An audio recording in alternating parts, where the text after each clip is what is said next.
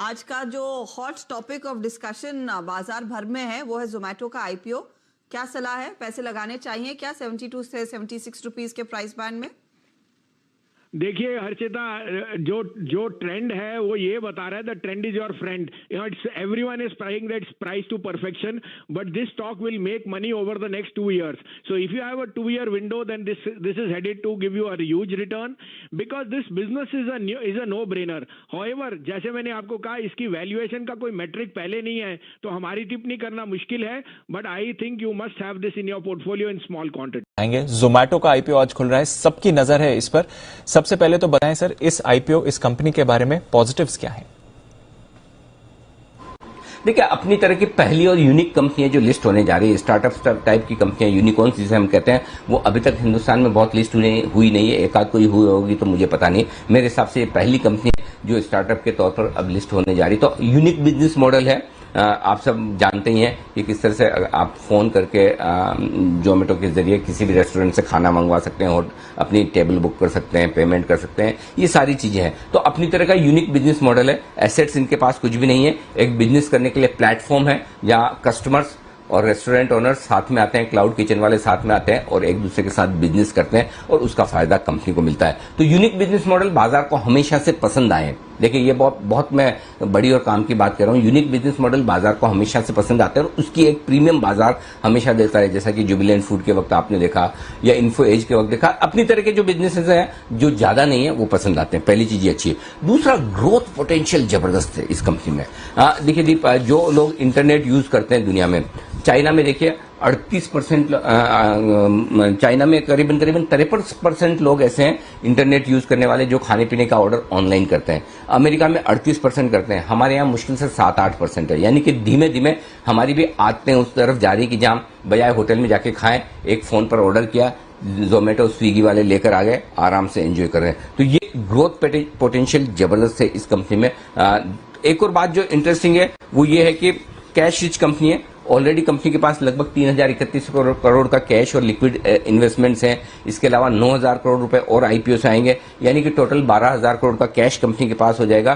20% market cap, पर share 15 रुपए cash हो जाएगा। तो अच्छा कैश है जिसका फायदा कंपनी को मिलेगा एक्विजिशन के लिहाज से, अगर वो करना चाहे, कोई इनऑर्गेनिक ग्रोथ करना चाहे या फिर अपने एक्सपांशन में इस पैसे को यूज करने के लिए वो काम में लेंगे। तो ये सारी पॉजिटिव चीजें जो दीप इस कंपनी में मुझे नजर आती है। और एक ब्रांड है, नाम है जोमेटो का, वो तो आप और हम सब जानते ही हैं। बिल्कुल सर, तो ब्रांड है, इजीली आइडेंटिफाइबल है और पहली ऐसी कंपनी है जो लिस्ट होने जा रही है। तो ये तो रहे पॉजिटिव्स, बट कुछ नेगेटिव्स भी हैं सर इसके बारे में जो सामने आते हैं? कुछ नहीं, बहुत सारे हैं दी। जितने पॉजिटिव है उनका मुकाबला करने के लिए नेगेटिव भी बराबर उतने ही है। सबसे ज्यादा तो कंपटीशन वाली बात है। कंपटीशन बड़ा जबरदस्त है। अभी तक लोगों को लगता है स्विगी से ही कंपटीशन है, लेकिन असली कंपटीशन जो आ रहा है वो अमेजोन से आ रहा है। और दीप देखिए, अमेजोन जिस फील्ड में उतरता है वहां हिला देता है एकदम। तो आप देखिए, अभी उन्होंने बेंगलोर से शुरुआत की है। बेंगलोर में उनकी शुरुआत जो है करीबन 62 पिन कोड्स ऐसे हैं जहां पर वो फूड डिलीवरी शुरू कर चुके हैं। अच्छा, ऑनलाइन ग्रोसरी में तो जोमेटो के साथ साथ अमेजोन भी ऑलरेडी आ ही चुका है, वहां तो कंपटीशन है ही। अभी ऑलरेडी बेंगलोर में इन्होंने जस्ट शुरू किया है ट्रायल बेसिस पे। 2500 से ज्यादा रेस्टोरेंट, क्लाउड किचन वगैरह अमेजोन के पास आ चुकी है। अच्छा, स्विगी से तो है ही है। तो कंपटीशन में 3 बड़े प्लेयर हो जाएंगे।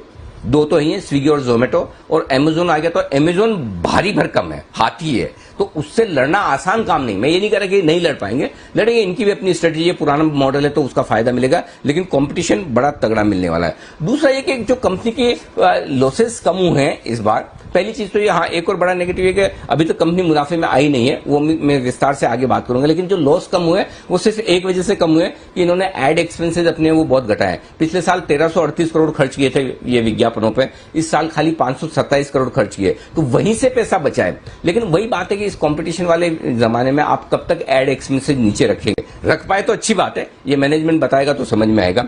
तीसरी बात है कि जो कंपटीशन है वो तो जबरदस्त है ही, लेकिन इसके अलावा 3 से 4 साल लग सकते हैं इसको पूरी तरह से प्रॉफिटेबल होने में, जो हमारी कैलकुलेशन है।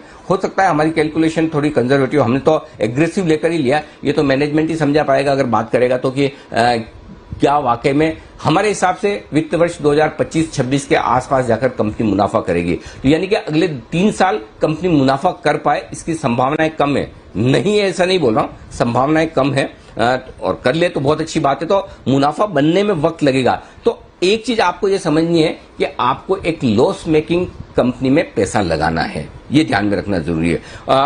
उस हिसाब से आपको दिमाग में बिठा लेना है। तो स्टार्टअप्स में ये आएगा ही। सिर्फ अगर प्रॉफिट कर रही है तो आप अंदाजा लगाएं कि किस तरह का वैल्यूएशन हो सकता है, कितने पी मल्टीपल्स हो सकते हैं। लेकिन लॉस मेकिंग कंपनी है और हमें लगता है जोमेटो को प्रॉफिट में आने में 3-1 साल लग सकते हैं। 2 साल तो कहीं नहीं गए, मिनिमम 2 साल तो लगने ही। 3 से 4 साल में भी अगर कंपनी प्रॉफिटेबल हो जाती है तो ये कंपनी के लिए अचीवमेंट होगा। जी जी ओके तो ये एक बड़ा नेगेटिव है, लॉस मेकिंग है और कंपटीशन भी बढ़ रहा है यहाँ पर। तो सर पॉजिटिव्स और नेगेटिव्स देखें तो आईपीओ के लिए अपनी राय दें सर, क्या करना चाहिए, पैसे लगाएं या नहीं इसमें?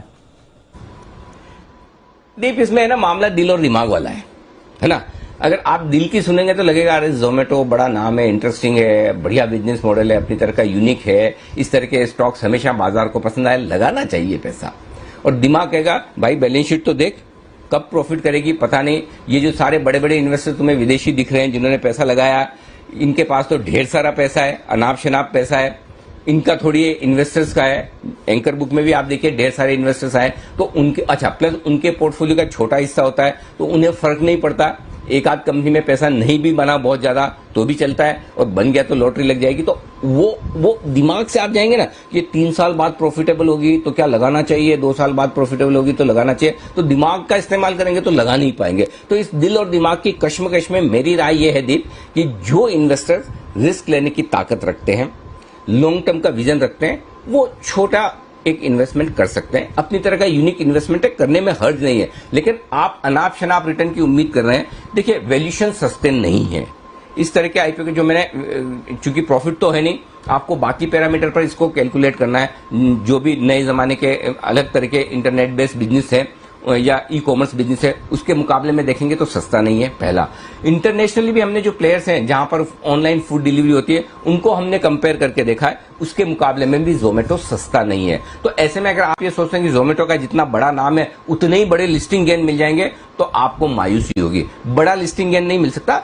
कोई जरूरी नहीं कि आईपीओ लिस्टिंग के बाद नीचे खुले, लिस्टिंग के आसपास खुल सकता है, हल्का फुल्का 5-10% का गेन बन जाए तो बन भी जाए। लेकिन मेरे लिए आईपीओ में कम से कम 20% 25% के लिस्टिंग गेन की विजिबिलिटी क्लियर कट होनी चाहिए तो आईपीओ में लगाने का मजा है। तो इस आईपीओ को आप प्योरली लॉन्ग टर्म के लिहाज से देखिए। लिस्टिंग में बन गया 5-10% 15% तो आपका नसीब, नहीं तो आप लॉन्ग टर्म के लिहाज से थोड़ा सा एक लोट का एप्लीकेशन कर दीजिए रिटेल कैटेगरी में, और ठीक है इसको रखिए एक एक्सपीरियंस के तौर पर। कोई खास 15,000 रुपए में फर्क नहीं पड़ता, और रिस्क लेने की ताकत, या फिर आप लिस्टिंग के बाद भी ले सकते हैं। तो लॉन्ग टर्म इन्वेस्टर्स के लिए अच्छा है। सिर्फ शॉर्ट टर्म लिस्टिंग गेन कमाने के लिए आज से आप देख रहे हैं तो वो मत देखिए, लगाइए लॉन्ग टर्म के हिसाब से। बन जाए लिस्टिंग पे तो अच्छा है, नहीं तो फिर लॉन्ग टर्म के लिए इसे रख सकते हैं, थोड़ा सा पैसा डाल सकते हैं। थोड़ा आईपीओ को अट्रैक्टिव वैल्यूएशन करना चाहिए, सस्ता देना चाहिए था, ऐसा करते तो ज्यादा बेहतर होता। सस्ता दिया नहीं है।